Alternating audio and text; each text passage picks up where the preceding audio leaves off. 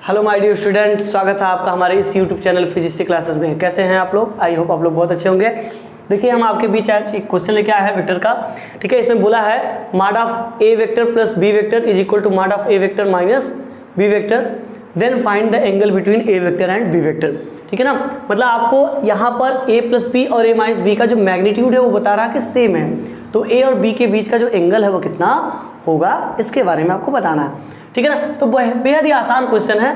ठीक है ना, आप करना चाहो तो इजीली कर सकते हो थोड़ा सा, लेकिन हम कंसेप्चुअल है क्वेश्चन और इसको ब्रीफली बताएंगे। ठीक है ना, मतलब एक शार्ट ट्रिक से नहीं कर सकते, बट एक अच्छे लेवल से, मतलब जैसे भी हो सकता है जो प्रोसेस है एक्चुअल में, जो इसका कंसेप्ट है उस पूरे कंसेप्ट के साथ आपको क्या करेंगे, इसको एक्सप्लेन करेंगे।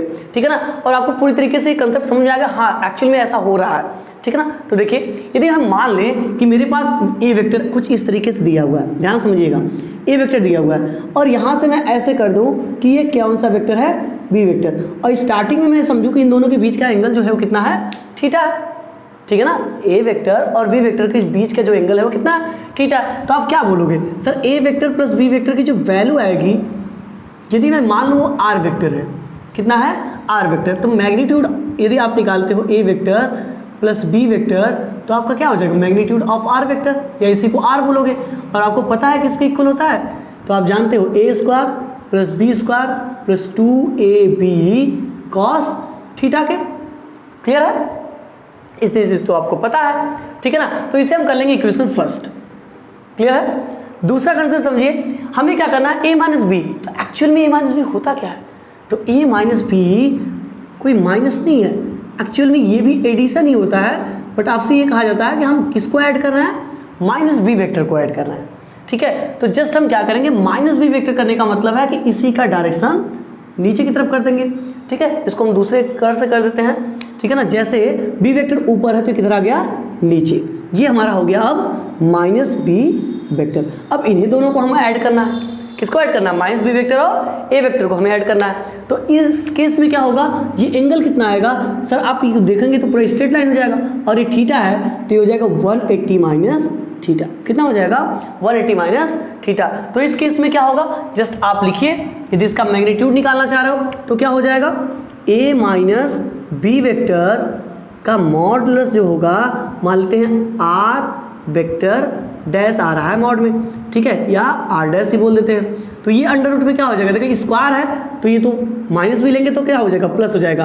तो a square plus b square plus 2ab cos, सब मैग्नीट्यूड में होते हैं, तो कॉस थीटा, और कॉस थीटा नहीं रख के इस पर कितना रखेंगे, 180 माइनस थीटा। क्या रखेंगे, 180 minus theta. Then R dash की वैल्यू कितनी आ जाएगी, तो आप बोलोगे सर क्या आ जाएगा, a square plus b square plus नहीं, हाँ ठीक है, देखिए cos 180 माइनस थीटा क्या होता है, cos 180 माइनस थीटा जो होता है वो सेकेंड क्वाड्रेंट में जाएगा, और सेकेंड में cos क्या होता है, निगेटिव, तो जस्ट लाइक आप cos 180 माइनस थीटा को क्या बोलोगे, माइनस cos थीटा। तो यहाँ पर आएगा जो वैल्यू होगा माइनस 2ab cos थीटा।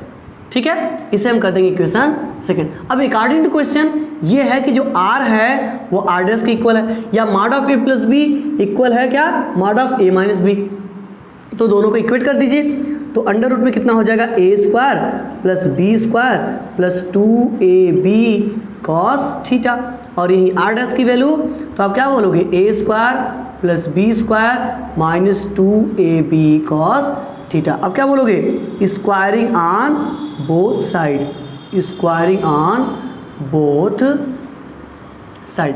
ठीक है ना, स्क्वायर कर दीजिए, रूट हट जाएगा तो हो जाएगा a square plus b square plus 2ab cos theta is equal to a square plus b square minus 2ab cos theta. तो ए स्क्वायर से देखो a square cancel, b square से बी स्क्वायर कैंसिल, ये minus इधर क्या हो जाएगा, plus 2ab cos theta, 2ab cos theta add होकर कितना हो जाएगा, 4ab cos theta is equal to क्या हो जाएगा, 0। देन आप ये भी बोल सकते हो कि sir cos theta is equal to कितना हो जाएगा, 0/4ab। That means cos theta जो आएगा वह 0 के इक्वल है। अब जब 0 के इक्वल है तो आप क्या बोलोगे, cos 0 की वैल्यू होती कब है, ऐसा कब होता है, तो आप बोलोगे cos थीटा की वैल्यू जब क्या होता है, cos 90 होगी तब आप बोलोगे 0 आएगा, दैट इज आप ये बोल सकते हो थीटा की वैल्यू कितनी होगी 90। ए और बी वेक्टर के बीच यदि एंगल कितना है 90 डिग्री है तो उस केस में जो magnitude of A vector plus B vector होगा वही होगा magnitude of A vector minus B vector. तो इसका मतलब ए और बी के बीच का जो हमने एंगल थीटा माना था उसकी वैल्यू कितनी होगी 90 डिग्री होगी। ठीक है, थैंक यू।